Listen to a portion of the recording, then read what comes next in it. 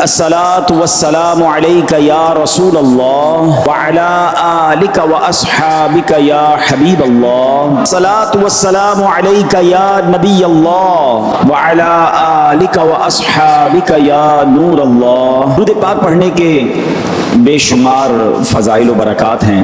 مولا علی کرم اللہ تعالی وجہ الکریم اس حدیث کے راوی ہیں۔ آپ نے ارشاد فرمایا، جس نے جمعہ کے دن 100 مرتبہ نبی کریم صلی اللہ تعالی علیہ وسلم پر درود پڑھا اور وہ اپنے ساتھ قیامت کے دن آئے گا تو ایک ایسا نور لے کر آئے گا، اسے اگر تمام مخلوق پر تقسیم کر دیا جائے تو کافی ہوگا۔ 100 مرتبہ جمعہ کے دن درود پڑھنے والے کو قیامت کے دن ایک ایسا نور دیا جائے گا کہ وہ ساری مخلوق پر تقسیم کر دے، پھر بھی کافی ہوگا۔ ذرا غور کیجیے، مدنی چل کے جاتے ہیں، جمعہ کا دن درود پڑھنا گویا ہمارے لیے عید کا دن ہے، رحمتوں کے نزول کا دن ہے، خوب برکتیں لوٹنے کا دن ہے۔ الحبیب صلی اللہ تعالی علی محمد صلی اللہ علیہ وسلم۔ ایک شہر میں ایک عجیب سا عرف تھا، عجیب سا اس کا ایک اصول تھا کہ ہر سال وہ اپنا ایک بادشاہ چنتے تھے، مگر اس کا طریقہ یہ تھا کہ جو پہلا دن سال کا ہوتا تھا، شہر کے دروازے میں جو سب سے پہلا بندہ داخل ہوتا تھا ارلی ان دا مارننگ، صبح اس کو پکڑتے تھے اور اپنا بادشاہ بنا دیتے۔ ایک اجنبی سا شخص تھا، وہ اس کو پتہ بھی نہیں تھا، وہ شہر میں صبح داخل ہوا، شہر والوں نے پکڑ لیا، مبارک ہو مبارک ہو، اس کو ہار وغیرہ پہنایا، کہ خیریت تو ہے، کہ آپ کو مبارک ہو، آپ ہمارے بادشاہ بن گئے۔ کیوں بادشاہ بن گیا؟ کہ ہمارا اصول ہے جو سال کے پہلے دن سب سے پہلے شہر میں داخل ہوتا ہے وہ بادشاہ۔ کہ اچھا تو کتنے ٹائم کے لیے بادشاہ؟ کہ 1 سال کے لیے۔ وہ تھا بڑا عقل مند آدمی، کہتا ہے 1 سال کے لیے؟ کہ ہاں۔ کہ پہلے جو مجھ سے پہلے بادشاہ تھے وہ سارے کہاں گئے؟ کہ وہ 1 سال حکومت کرتے ہیں، پھر ہم ان کو ایک جنگل میں جا کے پھینک کے آ جاتے ہیں، اور اس جنگل کے اندر وہ بھوکا پیاسا مر جاتا ہے، اگر بھوکا پیاسا نہیں مرتا تو سانپ بچھو کھا جاتے ہیں۔ اس نے کہا اچھا۔ اب اس نے بڑی عقل بندی کی، اس نے پہلے تو پورے شہر والوں کے کام بڑے اچھے کیے، ان کے مسائل حل کیے، اور پھر غیر محسوس انداز میں اس نے اس شہر سے اس جنگل تک کا روڈ بنوایا۔ اچھا روڈ بن گیا تو وہاں اس نے لوگوں کو بسانا شروع کیا، آہستہ آہستہ کھانے پینے کی دکانیں بھی وہاں لگا دی۔ اب جب سال پورا ہوا تو لوگوں کو کہا ٹھیک ہے بھائی میرا ٹائم پورا ہو گیا، مجھے بھی اسی جنگل میں چھوڑ کے آ جاؤ۔ تو جو شہر کے بڑے لوگ تھے انہوں نے کہا آپ بڑے سمجھدار ہیں، آپ نے اس جنگل بیابان کو بھی شہر بنا دیا، ادھر بھی جناب اتنی رونق کر دی کہ ہم آپ کو ادھر بھی لے کے جائیں گے تو آپ کو کوئی پرابلم نہیں ہوگی، ہمیں ایسے ہی عقل مند بادشاہ کی ضرورت تھی، اب ہم سب نے مل کر فیصلہ کیا ہے آپ ہی ہمارے بادشاہ رہیں گے۔ اب بظاہر تو یہ واقعہ ہے، مگر کیا مجھے اور آپ کو ایک شہر میں نہیں جانا ہے؟ مجھے اور آپ کو ایک اور دنیا میں نہیں جانا ہے جہاں سانپ اور بچھو بھی ہو سکتے ہیں؟ اللہ ناراض ہوا تو قبر میں سانپ اور بچھو بھی تو ہو سکتے ہیں نا۔ جہنم کی آگ اور جہنم کا عذاب کتنا خطرناک ہے، مگر ہم میں سے کون ہے جو اس جہان کو، آخرت کے معاملات کو آسان کرنے کے لیے یہاں سوچ رہا ہے کہ یار یہیں رہ کر میں آخرت بہتر کر لوں۔ سن اے تہذیب حاضر کے گرفتار، غلامی سے بدتر ہے بے یقینی۔ کیا ترجمہ ہوا اس کا معنی کیا ہوا؟ یقین کیا ہے؟ حضرت ابراہیم کی طرح بے خطر بغیر ڈرے آگ میں کود جانے کا نام یقین ہے۔ یقین کیا ہے؟ محبت الہی میں غرق ہو جانا اور اپنے آپ کی اصلاح میں لگ جانا یقین ہے۔ اے دور حاضر کی تہذیب کے دیوانوں، بے یقینی جو ہے وہ غلامی سے بھی بری چیز ہے۔ آج بے یقینی کی فضا کیسی ہے؟ یقین ہی نہیں ہے کسی کو، تذبذب، ٹینشن، اللہ پر، دین پر، اپنے دنیا کے معاملات پر یقین ہی نہیں ہے کسی کو، ہر وقت فکروں میں گھرا ہوا ہے۔ اے میرے پیارے اسلامی بھائیوں، آج غربت عام ہے، مشکلات ہیں، ہر دوسرا آدمی مشکلات پہ پھنسا ہوا ہے، لڑائی جھگڑے ہیں، نا اتفاقی ہے، دنیا میں کئی جگہ تو مسلمان بیچارے ظلم و ستم کا شکار ہیں۔ اللہ پاک ان کی غیب سے مدد فرمائے۔ الحمدللہ مسلمانوں نے تاریخ میں شاندار کارنامے سر انجام دیے ہیں، اللہ کریم نے مسلمانوں کو بڑی شان و شوکت سے نوازا ہے، مگر اب حالات کسی اور طرح کے چل رہے ہیں۔ کبھی غور کیا اس کی وجہ کیا ہے؟ اس پر تجزیہ کیا جائے تو ایک بڑی وجہ سامنے یہ آتی ہے کہ مسلمانوں میں بے یقینی بڑھا دی گئی ہے۔ پیارے آقا مکی مدنی مصطفیٰ صلی اللہ تعالی علیہ وسلم کا ذرا فرمان سنیے۔ مشہور صحابی حضرت ابو ہریرہ رضی اللہ تعالیٰ عنہ اس حدیث کے راوی ہیں، رسول ذیشان مکی مدنی سلطان صلی اللہ تعالی علیہ وسلم نے فرمایا، ما اخاف علی امتی الا ضعف الیقین۔ آقا فرماتے مجھے اپنی امت پر خوف نہیں ہے مگر یقین کی کمزوری کا، یعنی اور کوئی خوف نہیں ہے، یہ امت ایسا نہیں ہوگا کہ شرک میں مبتلا ہو جائے گی.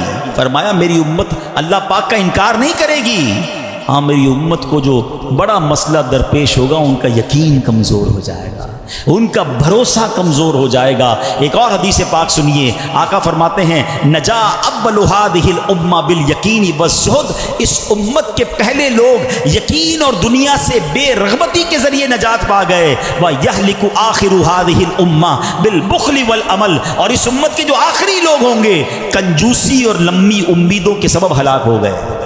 پہلے والے یقین کی وجہ سے کامیاب ہو گئے. کیسا یقین تھا؟ 313 تھے نا، مگر بھروسہ رب پر کیسا تھا کہ فرشتوں کی فوج مدد کے لیے آ جاتی ہے. اور بعد والے فرمایا کنجوسی ہوگی، لمبی امیدیں ہوں گی. کنجوسی کیوں ہوتی ہے؟ مال خرچ کروں گا ختم ہو جائے گا، یقین نہیں ہے نا، یہ پیسے چلے جائیں گے، زکوٰۃ نہیں دیتے لوگ، اللہ کی راہ میں خرچ نہیں کر رہے، لمبی امیدیں بنائی، یقین نہیں ہے. کاش یہ بات سمجھ آ جائے کہ میرے اور آپ کے نصیب میں جو رزق لکھا ہے وہ لکھا ہوا ہے، وہ ہمیں مل کر رہے گا، مگر اسی کی ٹینشن میں زندگی گزر رہی ہے. وہ سورہ بقرہ کی تلاوت کرتا ہوں تو یہ ہے قرآن، یہ ہے قرآن کا نور. سبحان اللہ. چھوڑو یہ ظلمتوں کے شکوے کرو نہ ہر دم، چھوڑو یہ ظلمتوں کے شکوے کرو نہ ہر دم، ہے روشنی کی خواہش قرآن پڑھ کے دیکھو. تو قرآن پاک کی کیا بات ہے کہ میں قدم بھی نہیں اٹھا سکوں گا، اس سے بھی پہلے ہی مجھ پر عذاب برس جائے گا. پس میں نے اللہ پاک کے عذاب سے ڈر کر اسی وقت ایمان قبول کر لیا. والا ہو، انڈرسٹینڈ کرنے والا ہو، دل کی دنیا بدل دیتا ہے. اور ایسے بے شمار واقعات ہیں. یاد رہے قرآن میں عجیب تاثیر ہے. یہ پیارا کلام دلوں کو نرم کرتا ہے، بھٹکے ہوئوں کو راہ ہدایت دیتا ہے. اس میں اگلے پچھلوں کی خبریں ہیں. یہ اللہ پاک کی مضبوط رسی ہے، یہ حکمت والا کلام ہے.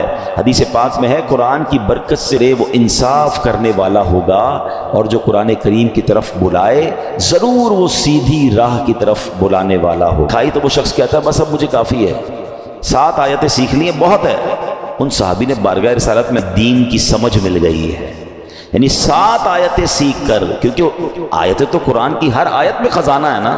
جس نے دل سے سیکھ لیا، سمجھ لیا، میسج آف قرآن لے لیا، وہ 7 آیتیں اس کے لیے زندگی بھر کے لیے کافی ہو جاتی ہیں. تو قرآن ایسا خزانہ ہے. سبحان اللہ. اللہ کرے میں اور آپ قرآن سے دوستی کر لینا تو توبہ کرنے کے لیے، سدھرنے کے لیے، اللہ کی طرف رجوع لانے کے لیے قرآن کیا کمال کا کردار ادا کرتا ہے. حضرت ابو ہاشم رحمۃ اللہ تعالی علیہ فرماتے ایک مرتبہ میں بصرہ جانے کے لیے ایک کشتی میں سوار ہوا. اس کشتی میں ایک مرد بھی تھا، اس کی کنیز بھی تھی. ان کا پلان کچھ اور تھا، برے کام کرنے کا پلان تھا. وہ کہتے جب کشتی آگے بڑھی تو اس مرد نے اپنی کنیز سے کہا ذرا شراب نکالو. شراب لائی گئی. وہ مرد کشتی میں بیٹھ کے شراب پینے لگا. اپنی کنیز کو کہا کچھ گانا سناؤ. وہ کنیز جو ہے وہ گانا گا لے تھے. انہوں نے ان کے سامنے قرآن پڑھنا شروع کیا. اب قرآن میں جو ردھم ہے، قرآن میں جو خوبصورتی ہے، قرآن جو دلوں کو امپیکٹ ڈالتا ہے، کیا خوبصورت آیتوں کا انہوں نے انتخاب کیا. انہوں نے قرآن پاک کی سبحان اللہ کون سی سورہ پڑھی؟ سورہ تکویر. یہ ہلا دیتی ہے سورت اگر سمجھ کے پڑھے نا بندہ کہ جس میں کس طرح قیامت کا رب نے بیان کیا. 30ویں پارے میں پہاڑ چلائے جائیں گے. ان آیات کو سن کر وہ شخص رونے لگا. جو شراب پی رہا تھا وہ فوراً لپ کپی تاری ہو گئی، رونے لگا. حضرت نے جب یہ آیت تلاوت کی وَأَنِيس میں تجھے اللہ پاک کی رضا کے لیے آزاد کرتا ہوں، اس شراب کو بہا دو. پھر اس نے مجھے قریب بلایا اور کہنے لگا میرے بھائی تم کیا کہتے ہو؟ کیا اللہ پاک میری توبہ قبول فرمائے گا؟ اللہ اکبر. اللہ والے تھے، کیا جواب بھی قرآن سے ہی دیا. اور قرآن کی وہ آیت صاف ستھرے رہنے والوں کو پسند فرماتا ہے. بس اس شراب پینے والے گانے باجے میں منہمک شخص نے جب یہ سنا کہ رب توبہ کرنے والوں کو قبول فرماتا ہے، اس طرح دلوں پر اثر ڈالتا ہے. یاد رہے قرآن کا ایک نام حکمت بھی ہے، یعنی یہ وہ کتاب ہے جس کو پڑھنے سے حکمت و دانائی ملتی ہے. قرآن کریم کا ایک نام صراط مستقیم ہے، یعنی وہ کتاب ہے جو بھولے بھٹکوں کو سیدھے رستے کا مسافر بناتی ہے. قرآن کریم کا ایک نام نور ہے، یعنی وہ عظیم کتاب ہے جو نور بانٹتی اور دلوں کو روشن کرتی ہے. ایک صحابی رسول ہیں حضرت ثابت بن قیس رضی اللہ تعالیٰ. ان کا گھر جو ہے وہ رات بھر چمکتا رہتا تھا، روشن رہتا تھا. آج کل تو ہمارے گھروں میں لائٹیں ہوتی ہیں، اس زمانے میں تو لائٹیں نہیں ہوتی تھی. لوگ رات کو چراغ بند کر دیتے تھے کیونکہ رات کو لائٹ کی ضرورت نہیں ہوتی تھی. تو لوگ حیران ہوتے تھے کہ حضرت ثابت بن قیس کا گھر کیوں چمکتا ہے. سرکار دو عالم علیہ الصلوۃ والسلام کی بارگاہ میں گئے، کہ حضور رات بھر ثابت بن قیس کا گھر جگمگاتا ہے. اچھا صحابہ بھی کمال کے تھے نا. Whenever they want to ask something, any in usual